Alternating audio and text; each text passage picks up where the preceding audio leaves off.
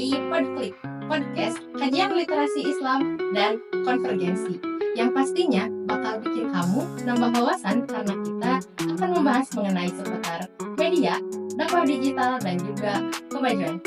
Oke, tanpa berlama-lama, kita akan sambut orang yang sebenarnya teman aku sendiri gitu ya. Jadi aku tuh excited banget gitu karena teman aku ini dia udah berkecimpung di dunia dakwah digital dan juga udah paham banget gitu tentang teknologi sama AI gitu. Kita langsung sambut aja Hanifah. Oke, kamu penasaran gak sih tema yang akan kita bawa kali ini? Apa tuh? Oke, tema kita kali ini itu mengenai dakwah di era konvergensi media berbasis AI. Oke, Hanifah, kamu kesibukannya sekarang apa sih kalau boleh tahu? Aku lagi sibuk UAS sih, kayak udah banyak banget ya tugas UAS, sibuk banget sih. Waduh gitu kan. Oke. Nah, sebelum kita melangkah lebih jauh gitu ya, kita bahas yang ringan dulu kali ya. Nah, menurut kamu tuh dakwah kalau dulu gimana sih? Menurut aku ya, dari waktu aku kecil dakwah tuh cuma bisa aku lihat di pengajian-kajian ibu-ibu di masjid atau di mall-mall yang suka adain kajian gitu, paling situ doang. Jadi kayak masih konvensional kali ya, belum ke media yang pakai TikTok, pakai apa segala macem gitu ya, masih secara kekeluargaan aja kali ya, biar cuma ngebangun rasa kebersamaan aja gitu kan. Nah, beda banget gitu ya sama sekarang. Kalau sekarang tuh dakwah tuh tiap kita buka Instagram Reels, tiap kita buka TikTok pasti ada aja gitu kan satu atau dua konten yang lewat. Explore dikit tiba-tiba ada ustadz lewat, explore dikit tiba-tiba konten dakwah gitu ya. Ya banget sih, benar banget. Iya, bahkan waktu aku lagi tiduran pun ada aja konten dakwah di YouTube, itu bisa kita pas sambil tiduran gitu ya kan, Sambil nambah ilmu gitu ya, Iya. meskipun sambil nyantai gitu. Tapi kayak sebenarnya perubahan gaya hidup itu tuh mempengaruhi cara kita nerima ilmu gak sih?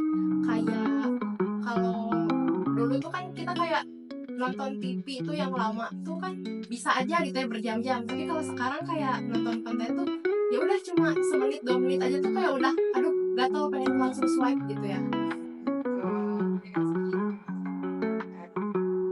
Ngomong-ngomong soal dakwah gitu ya, sebenarnya dakwah tuh gak harus berat gak sih? Kayak ya udah konten yang nyantai, yang humor itu tuh kadang lebih bikin kita nyes gitu kan. bahkan aku sendiri pun ya sebagai aku tuh lebih suka banget kalau hadir ke kajian gitu atau melihat konten-konten dakwah yang dimana dai-nya itu punya selera humor gitu, jadi nyampeinnya itu dengan cara humor dan bisa ke kitanya tuh lebih ada interaksi yang dekat gitu lah gitu. Iya, lebih ke jangan ngajar gitu ya, tapi lebih ke ngajak aja gitu. Betul, ya. betul. Bener banget sih, ngerti banget sih itu Gen Z banget sih ya. Gen Z. Mungkin kita geser kali ya ke pembahasan selanjutnya gitu, yang mana sekarang tuh kita udah ada di era konvergensi gitu kan. Konvergensi tuh kayak penyatuan berbagai media gitu, yang tadinya dakwah tuh cuma konvensional atau cuma bisa didengerin aja lewat radio gitu kan. Sekarang tuh dakwah lebih luas lagi gitu kan, lebih bisa didengarkan di YouTube gitu kan, gak cuma didengar tapi juga ditonton gitu kan. Gak cuma audio tapi ada visualnya. Nah, benar banget. Menurut kamu tuh, oh iya belum lagi ada yang namanya AI gitu ya, gara-gara konvergensi ini tuh. Nah, kira-kira menurut kamu tuh sejauh mana gitu AI tuh berperan dalam dakwah gitu? Ngomongin AI ya, bagi pendakwah, bagi aku yang pernah nih ada tugas buat pendakwah, aku tuh kalau misalkan bikin materi bisa lewat ChatGPT aja kan. Iya, jadi kalau misalkan mungkin dai-nya lagi punya banyak aktivitas dan dia tuh belum sempat bikin materi, AI itu berguna buat dia nyiapin materi kayak gitu sih. Teks dakwah itu bisa gitu ya. Ya dan juga buat dai yang suka ceramah di media sosial, dalam editannya pun bisa loh pakai AI gitu. Jadi kayak gitu benar-benar bikin pengaruh besar banget gitu. Udah canggih banget gitu ya. Tapi ngomong-ngomong soal menggunakan teks dari AI, sebenarnya bisa dipercaya gak sih gitu? Nah, bisa dipercaya atau enggak tuh gimana kita ngolahnya.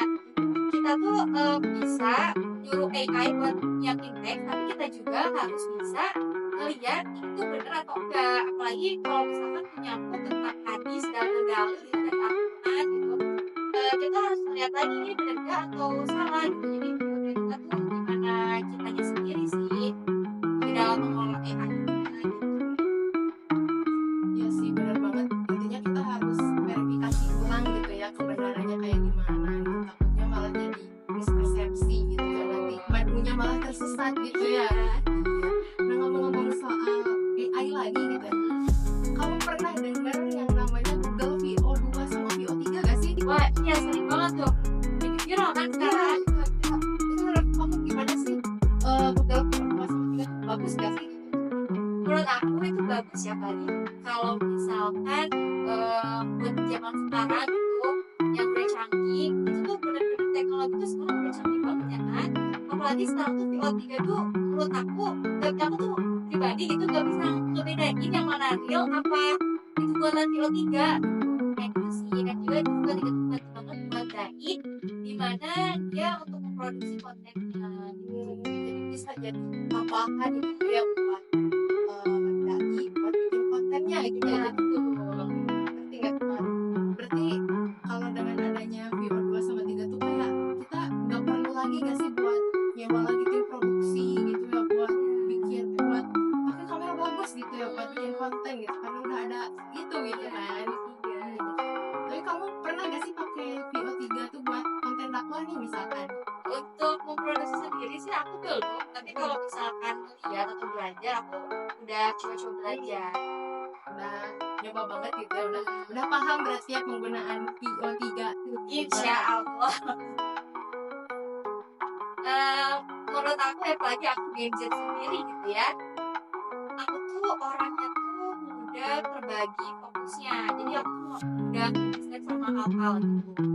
Kalau misalkan jadi kalau hari itu aku punya rencana buat kajian, tapi ada teman aku yang ngajak bikin konten gitu, jadi aku tuh kayak lupa seakan kalau misalkan aku tuh mau bikin kajian gitu. Jadi mungkin buat dakwah sendiri lebih coba dibuat lebih semenarik mungkin, jadi agar Gen Z itu gak mudah terdistract sama hal yang lain gitu kan. Kalau misalkan Gen Z sendiri apalagi aku lebih suka ngeliat konten-konten atau ya bener dakwah yang menarik, jadi fokus aku gak terlalu buat sama hal-hal lain kayak gitu sih. Ya intinya sih VO3 tuh bagus gitu, tapi ya penggunaan teknologi digital tuh ya tetap harus sesuai ya sama nilai-nilai Islam gitu ya, biar enggak menyimpang gitu, karena kadang-kadang konten tuh bisa viral tapi si isi pesannya tuh malah menyimpang gitu ya kadang-kadang gitu kan.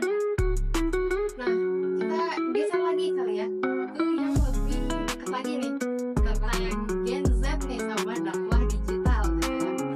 Nah menurut kamu tuh apa sih gitu tantangan bagi anak muda kalau misalkan kita tuh ngajak Gen Z gitu ya, ngajak anak muda buat peduli sama terlibat dalam dakwah gitu. Jadi kamu suka gak sih kayak kalau nonton dakwah tuh ada animasinya gitu? Iya, aku suka banget. Jadi kita tuh seakan tahu apa yang dia dakwahin gitu.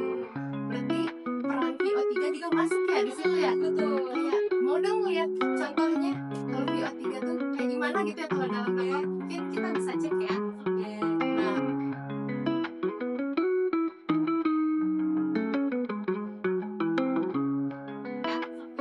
Nah oke ya, keren banget gak sih kayak wow gitu ya, bisa gitu kayak gitu dibikin buat animasi dalam dakwah gitu kan. Udah canggih banget ya Udah sekarang. canggih banget. Berarti tantangan anak muda sendiri dalam terlibat dakwah tuh di perhatian gitu ya, karena banyak distraksi. Tapi iya sih benar banget, aku juga ya sebagai Gen Z gitu ya, kalau nonton dakwah tuh emang banyak banget gitu hambatannya, karena brain rot gitu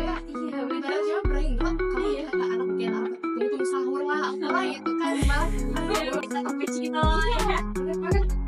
Orang lain jadinya. Nah, udah ngebahas tantangan gitu ya.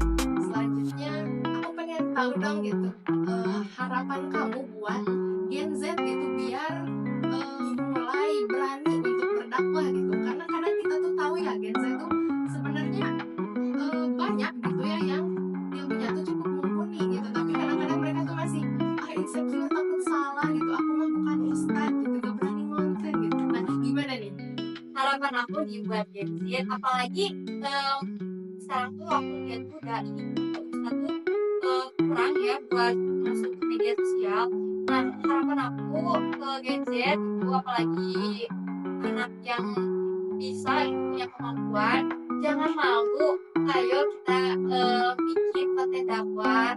Karena kalau misalkan dari kalian bisa gitu, kita tuh jadi ke Gen Z yang lain tuh jadi pengen nyoba gitu. Wah, ini kayaknya seru ya, udah waktu aku pengen nyoba deh kayak gitu. Jadi jangan malu untuk memulai suatu hal gitu. Nah, catat ya teman-teman, masya Allah. Pokoknya jangan malu gitu kalau misalkan bikin konten gitu ya, apalagi buat ngajak kebaikan gitu, karena bukan cuma naikin engagement kita gitu, tapi juga bisa menambah amal gitu ya, masya Allah. Nah, kita kayaknya udah ngobrol banyak banget gak sih dari tadi, kayak wow gitu pembahasannya, itu ilmunya keren banget sih. Dari pagi sampai sore banget nih.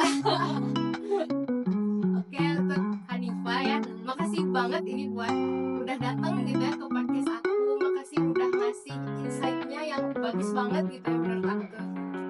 Ya, tolong banget.